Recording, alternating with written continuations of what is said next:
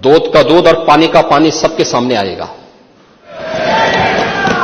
1978 से जो मंदिर आज निकल रहा है, 1978 से इन लोगों ने कभी खोलने नहीं दिया उस मंदिर को, जो आज बजरंगबली का मंदिर निकल रहा है, जो वहां पर आज 22 कुएं किसने बंद किए थे, इन 22 कुओं को भी वहां पे बंद किया गया।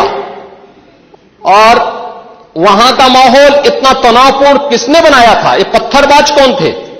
एक भी गिरफ्तारी बिना साक्ष्य के नहीं हो रही है।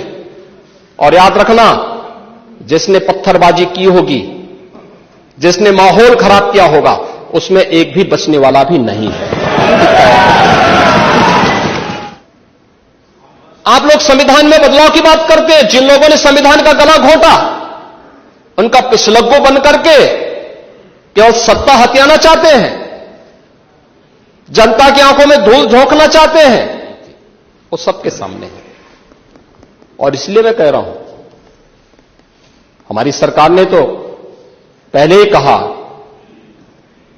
कि हम जुडिशियल कमीशन बनाएंगे। ये एक्ट के अंतर्गत ही कमीशन बना हुआ है। माननीय सदन में उसकी रिपोर्ट भी आएगी।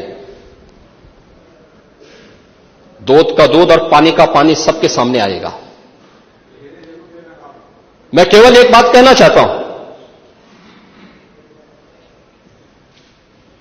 कि अगर संभल के बारे में हम जब बात करते हैं, महोदय, एक लंबा सिलसिला है इस संभल का। और अगर मैं संभल की जब चर्चा करता हूं तो संभल में कैसे माहौल खराब किया गया वहां पे।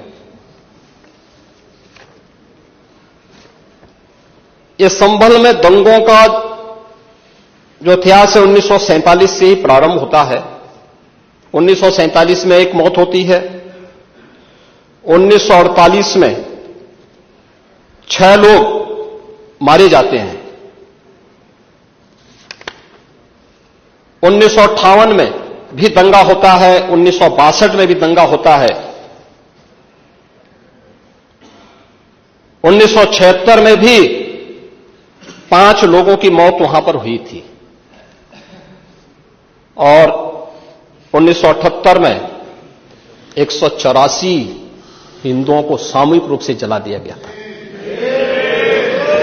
184 हिंदुओं को हत्या हुई थी, हिंदुओं की हत्या हुई थी और जलाया भी गया था। और 184 हिंदू मारे गए थे वहां। 184। मैं वही तो कह रहा हूं ना, आप उस सच को स्वीकार नहीं करेंगे, आप उस सच्चाई को स्वीकार नहीं करेंगे। और लगातार कई महीनों तक वहां कर्फ्यू था। 1980 में फिर दंगा हुआ था, एक मृत्यु हुई। 1982 में फिर दंगा हुआ, एक मृत्यु हुई। 1986 में 4 लोग मारे गए।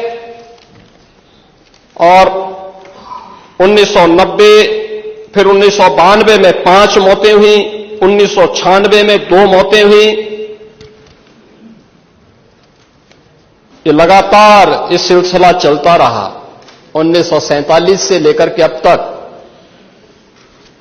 209 हिंदुओं की निर्मम हत्या वहां हुई है संभल के अंदर। 209 हिंदुओं की। और एक भी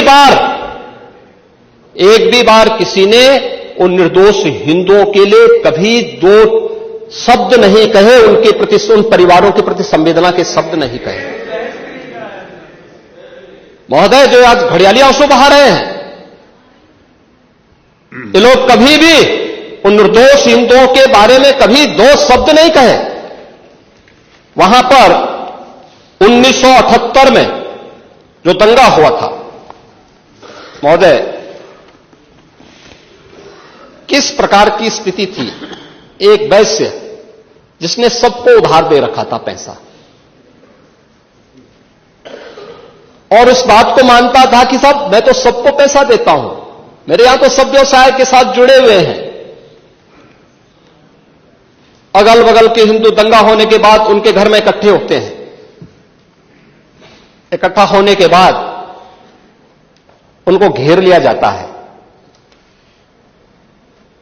घेरने के बाद वो बोलते हैं, भाई आप हमें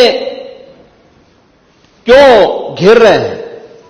कहा जाता है, नहीं, क्योंकि तुम इन हाथों से पैसा मांगोगे, इसलिए उनके हाथ काटे जाते हैं, फिर उनके पैर काटे जाते हैं और फिर उनका गला रेंध करके सौहार्द की बात करते हैं।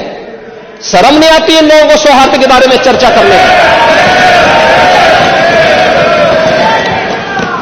1978 से जो मंदिर आज निकल रहा है, 1978 से इन लोगों ने कभी खोलने नहीं दिया उस मंदिर को, जो आज बजरंगबली का मंदिर निकल रहा है। जो वहां पर आज 22 कुएं किसने बंद किए थे? इन 22 कुओं को भी वहां पे बंद किया गया। और वहां का माहौल इतना तनावपूर्ण किसने बनाया था? ये पत्थरबाज कौन थे? एक भी गिरफ्तारी बिना साक्ष्य के नहीं हो रही है।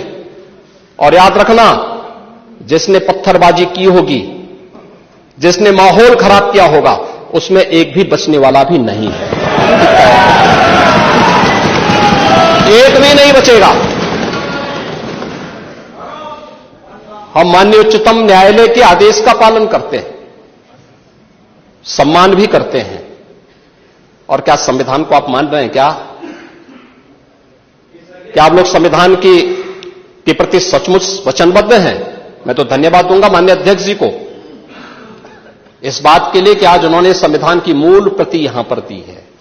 बाबा साहब भीमराव अंबेडकर जी ने 26 नवंबर 2049 को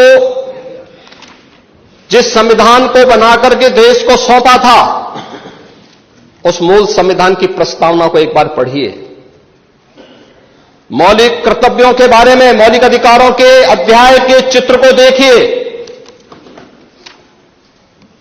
अलग अलग उन आर्टिकल के उस पृष्ठों का अवलोकन करिए, आपको उसमें राम भी नजर आएंगे, कृष्ण भी नजर आएंगे। लंका दहन के उपरांत बजरंगबली भी नजर आएंगे, ज्ञान का उपदेश देने वाले बुद्ध भी नजर आएंगे। भारत की समृद्ध परंपरा का दर्शन आपको उस संविधान में मिलेगा जो बाबा साहब भीमराव अंबेडकर ने दिया था। लेकिन उस मूल संविधान में कहीं भी धर्मनिरपेक्ष या पंथ निरपेक्ष या फिर समाजवाद शब्द नहीं है। और यह आप सबकी आंखों को खोलने वाला होना चाहिए। आप लोग संविधान में बदलाव की बात करते हैं। जिन लोगों ने संविधान का गला घोंटा, उनका पिछलग्गू बन करके केवल सत्ता हथियाना चाहते हैं, जनता की आंखों में धूल झोंकना चाहते हैं। ये नहीं हो सकता। ये देश आपको नहीं करने देगा। और वह प्रति आपको दी गई है, आप उसका अवलोकन करिए। और मैं नेता विरोधी दल को इसलिए बोलना चाहता हूं, बुद्ध ने करुणा और मैत्री का संदेश उस कालखंड में दिया था जब विदेशी हमले होने शुरू हो गए थे। लेकिन उससे पहले राम ने कहा था, निस्सरहीन करो मही भुज उठाए प्रण कीन।